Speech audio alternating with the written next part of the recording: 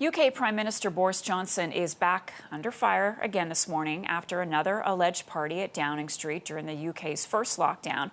Reports say a top official sent an invitation to dozens of employees asking them to bring their own booze to an event in the Downing Street garden.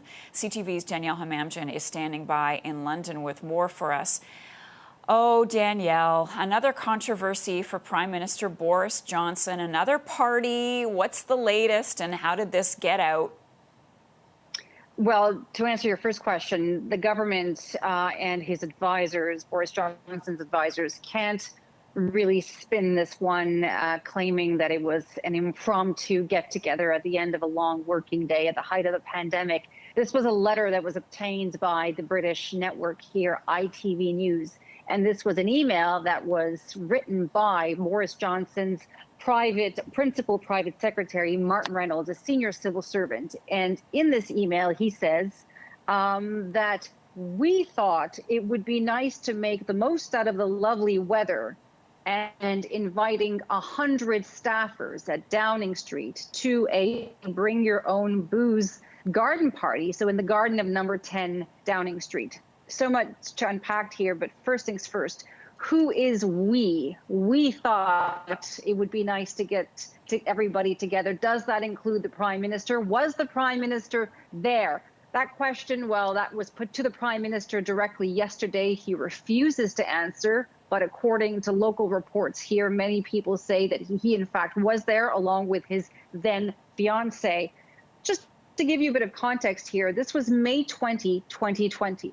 That same day, government officials were on television reminding people of what they were allowed and not allowed to do. And the answer was, there wasn't much we were allowed to do. I could not go over to my neighbor's house in her garden and have a glass of wine. You could only meet one person from a different household outdoors in a public setting. And so if this did in fact go ahead, if the Prime Minister and 40 people, as is alleged, attended this party, there could be criminal consequences here. The Met Police is in touch with the government, but they might decide to launch a separate criminal investigation because there is a civil investigation that is being run by a civil servant. She's investigating not only this alleged get-together, but at least 5 others, Marcia. 5 others.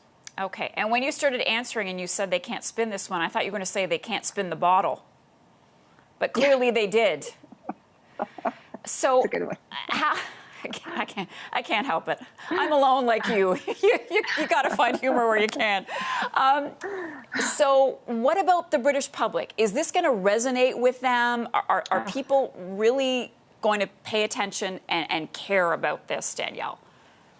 Well, even conservative officials, conservative MPs, I mean, political pressure is mounting. The people are infuriated. And the former Scottish conservative leader in Scotland, I mean, she said this morning, nobody needs an official to tell them if they were at a boozy shindig. Either you were there or you were not. And his inability to answer the question speaks volumes.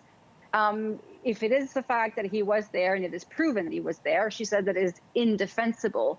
I mean, this is a time when people were not able to be with their loved ones as they were dying. Funerals were only allowed for close family members. There were no weddings, no parties, nothing. And so this notion that people have that it's one rule for them and one rule for the rest of them, well, this won't convince them otherwise, really. All right, Danielle Hamamdjian. Danielle, thank you for that. Really appreciate the update. We'll see you again soon and follow this one.